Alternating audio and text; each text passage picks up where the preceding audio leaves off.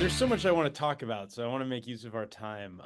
First off, just the way you are carrying on the legacy in your own unique way of your father. His work is obviously monumental, and you recognize that, but in particular, that it used this genre to talk to people about important things. And that's what you're doing in a different way. And so I want to hear you talk just a little bit about that idea first and foremost. Oh man, it was it feels like so special and cool to have the opportunity to take this torch from my dad and usher his monster into 2025 and to make it queer. Um, and I really feel proud of the fact that I think this is a movie he would never have made while also still having his having his spirit in the room.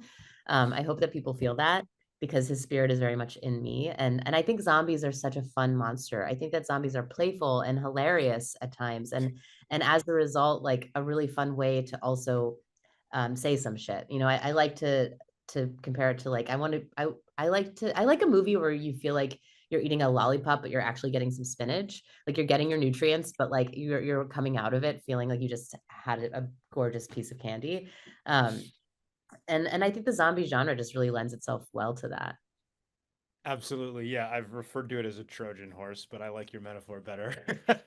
The other thing I want to ask about with him is, you were around him, you were on set, and I'm curious and Tom Savini is another amazing filmmaker you've had collaboration with and contact with. I'm curious how you say spirit, but like their craft, their lessons filtered into your work when you approach any film, not just the genre they thrived in. I did feel my dad on my shoulder a lot on set, especially on the darkest, most stressful days. There were times when we were a very low budget shoot. We had limited resources, limited time, as is often the case. And there were times when I had like Nina West on a scooter in the middle of the night in Paterson, New Jersey, with a fog machine and a nurse's outfit and 60 zombies. And it was so amazing. And I had like 3 minutes to shoot it. And I would be so stressed out and about like how I wanted more time. But I would hear my dad telling me, like, Tina, you've got to flip your perspective. Like, you have to think about how lucky you are to be doing this and how fun and ridiculous it is that you're doing this. Like, you're making a zombie movie in the middle of the night in Paterson, New Jersey. Don't forget to play. And Tom Savini is very much like that. They were both big kids and they were able to they brought a spirit of playfulness to everything that they did. My dad, I have memories of him sitting on the couch, cracking himself up. Dad, why are you laughing? Oh, because I just stabbed a zombie through the eye with a hot dog fork on my script. Like he would entertain himself and have fun and laugh at the dark shit. And so that's the takeaway from him and from Tom is that like you've got to have fun when you're doing this stuff. When you're dealing with zombies, you got to have fun. Yeah. Tell me a little bit about the way you utilize effects, like crafting things with practicals. There's a lot of technology available to enhance and expand upon those things. And what's your approach? What's your process there? Oh, George, it-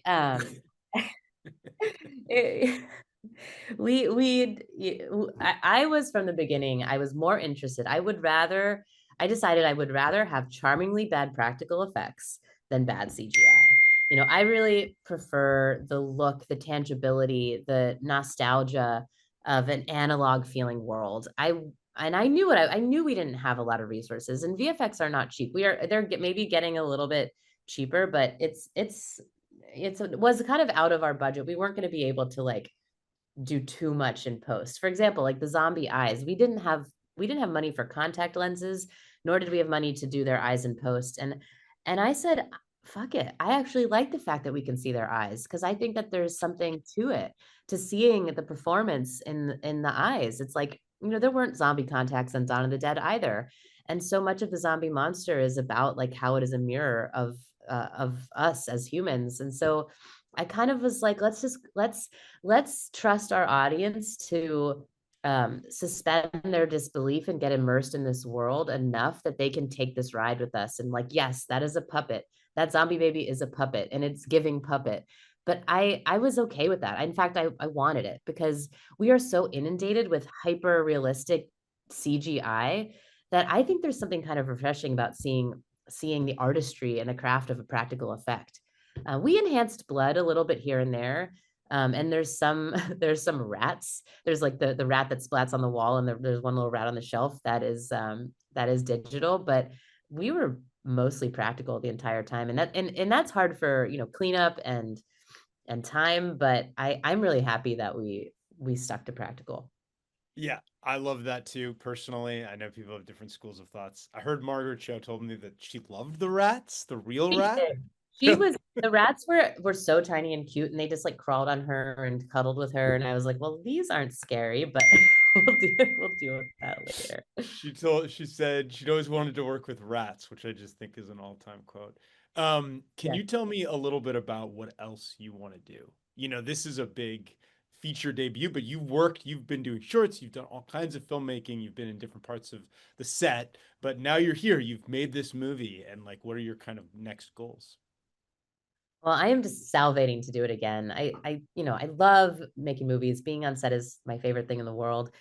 And I'm super inspired by the career of Edgar Wright. I love how he has gotten to do a zombie film and a musical and a thriller. And I have so many things I'd love to do, including all of those things. And top of my list, I actually have a script that I wrote with a woman named Gail Foreman about the wicked stepmothers of Snow White, Cinderella, and Rapunzel all getting together, very first wives club, and they go on a mission. So I love that fantasy YA space. I also really want to make a shark movie, which I'm currently writing now with Aaron Judge. We just started it. I love so many things, and I really love the genre space. I love to have fun with production design. I love a fantasy, and I'm also currently absolutely obsessed with the writing of Chuck Tingle. He's writing some of the scariest, coolest queer horror, and so I'm stalking him a little bit to see if we can make something happen. And I'm putting all the pots on the burner to see which one will boil over Awesome. Yeah, that's one way to make sure something happens. Yeah. I guess if I have time for one more, my last question would just be that I think that this is a really important time for this movie for some obvious reasons. But what are your thoughts? You can't control when a movie comes out, but the timing's great, even though the time right now is scary. And laughing and playing with some of these ideas is helpful. And I want to hear if you just have thoughts on that and kind of putting it out into the world at this particular moment. I am so like so happy that this movie is coming out now. When we got, and I'm so grateful to IFC for putting it out and putting it in the theater now, and not, so often you take a film to festival and it's 2 years before it comes out. But not only because it's the year of a Kesha comeback, and we have Kesha in here, but also because of what's going on for the queer community. It just feels superbly important to have a film that is celebrating queer joy and queer resilience in a time when the community is feeling under attack and at the threat of erasure. And I couldn't be prouder to be queering the zombie canon in this way.